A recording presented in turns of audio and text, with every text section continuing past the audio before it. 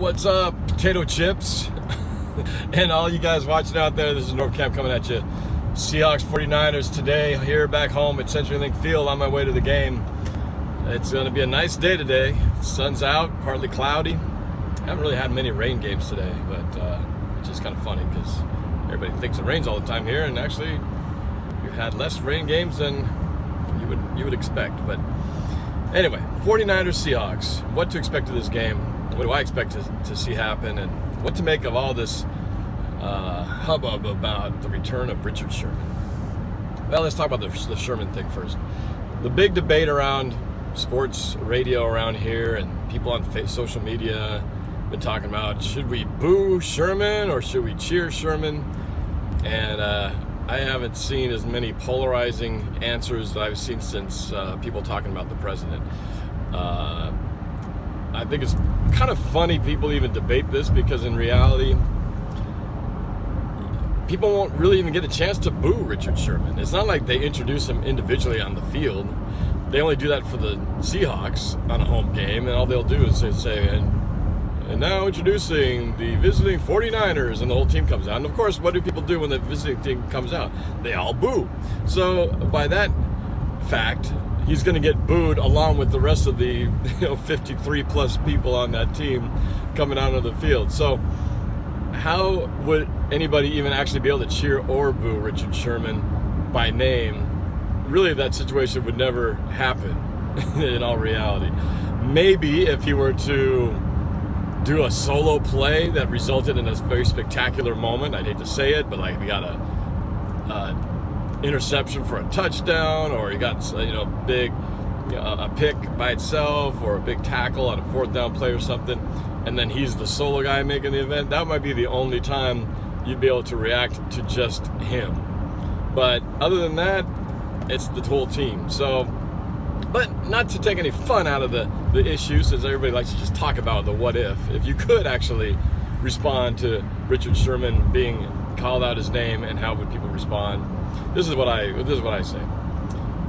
If the answer is either boo Richard Sherman, cheer Richard Sherman, or something else, I guess I would have to say it would be something else. I would probably do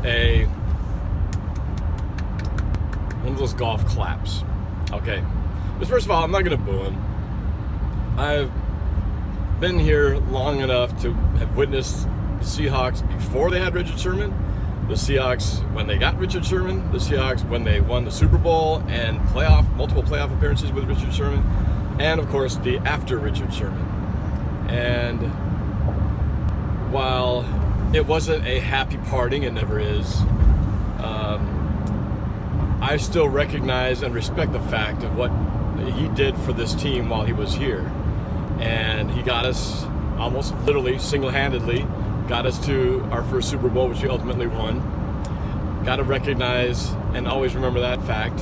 And there was a time when people wanted to build a statue in front of the stadium, in his honor. So it's kind of hard to go from wanting to build a statue of somebody and then all of a sudden booing him as if, he's the worst scum of the earth. Granted, I understand he's with the 49ers, our rival. In a perfect world, he could have signed with some other team and not been with the 49ers. But the reality is, the Seahawks did cut him, and he could go wherever he wanted to. So, there were some things, and I guess this is why I wouldn't cheer for him, is because he definitely did some things in the last couple of years of his season that would be considered less than admirable qualities. The blowing up on the sidelines, the talking bad about the offensive coordinator, and acting as if he's entitled to, overriding the coach's decisions because, he knows better than they do, that kind of thing. So he said some, less than complimentary things. But to get to his credit, the guy never held out. He never skipped practices. He was always there doing his job up until the very end when he got injured. So, which can not be said about certain other players in that LOB. So you got to hand it to him just in that regard. What else? Oh, and then on local radio, people making kind of a big deal because they asked him about his relationship with Pete Carroll, his relationship with Russell Wilson, and he kind of went so far to say that that at least in regards to Russell, that they don't really have a relationship, and people have kind of taken that as if, she started by saying, well, what do you think, Richard, about how well Russell's been playing? And he kind of came out by, instead of giving him props, he right away said, well, I also have seen Russell Wilson throw 5 picks in a game, so I've seen what he can do wrong as well as do right. So many words, that's what he said. And then when they asked about his relationship, he basically said they don't have one. And a lot of people blown that up and make it sound like he's hating on Russell Wilson and putting him down and things like that. And really what he said were pretty benign comments.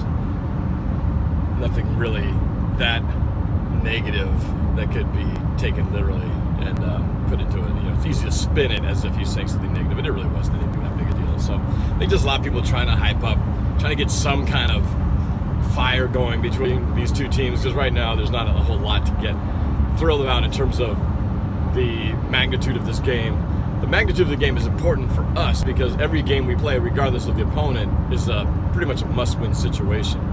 But yeah, the 49ers, not a relevant team. They're 2-9, not going anywhere again, and so there's not much at stake, not much, which is why we got flexed out of primetime and put in this afternoon slot. So not much in terms of the matchup, but for us, for the Seahawks side of things, for the Seahawks fans, yeah, this is a huge game. Every game is a huge game, regardless of what their record is. So all that aside, there you go. That's my take on the whole Richard Sherman thing. It will be fun to see how, what he does during the game, kind of what the matchups will be. Just, seeing him on the field in the 49er outfit and covering our guys, see who he goes on. Is he going to be covering Doug Baldwin? Is he going to cover David Moore? That sort of thing. And how, will Russell throw to his side? The game within the game part will be entertaining to watch. But as far as the whole drama outside of that, a lot of manufactured hype as far as I'm concerned. So the game itself, what do we got to do? Well, I'm going to sound like a broken record, but we're going to have to do exactly what we've been doing every single week, which is, 1, run the ball. They've been committed to running the ball. Last week we didn't do it successfully. We only ran for about 75 yards. We need to get back to that 100 yards plus type of game, which will heavily slam things in our favor. And, control the clock on offense and score in your red zone opportunities. Field goals are okay, but touchdowns are choice. And, if you're not going to score, well, make sure we pin them down deep in their side of the field so that they got to go a long way to go before they can get anywhere near scoring on us. And part of that is being careful with the ball. Got to protect the ball. Don't turn it over. We were pretty good last week about it. We should have had actually more turnovers with all the fumbles that Carolina had, but putting the ball on the ground, but we couldn't recover one. But we did get that one that was huge, the interception in the end zone.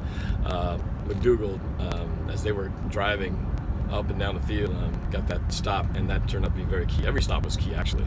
So hopefully not to see a lot of bend but don't action in this game. Just like to see a lot of 3-and-outs, a lot of stops deep in their territory, and just watch Seahawks kind of start short fields, bam, bam, bam, wear them down. We're not scoring on every single possession, but we're just beat down the goal constantly. Eventually play a game out of field position and the time that you're at the ball game. So we're going to have to the challenge for us will be stopping the run. They have a pretty good running back there in the 49er backfield. And we've shown we're a little bit vulnerable to them, giving up a lot of explosive runs over the last several games, 5.5 yard plus average. We're doing it for about 5.5. So it's about the same statistic rushing category. So if the 49ers want to do to us what we want to do to them. So we're going to have to do better than that as we get in the field. And especially, that's the thing to probably watch for the most is Seattle can throw the ball if they have to, as we've seen last week. But the 49ers, I think if they have to rely on the passing game to keep them or catch them back up into the game, that's going to be trouble for them. So we got to shut their running game real quick. And that'd be huge for the Seahawks. And, that is pretty much my keys. We do that and we win the game. So we'll see what happens. Hopefully the crowd makes some noise, get people into it, make the 49ers, and let's get out of here with the win. All right, so guys, please do it. 20 minutes and data coverage in there so I can read insights and feel together. Pause.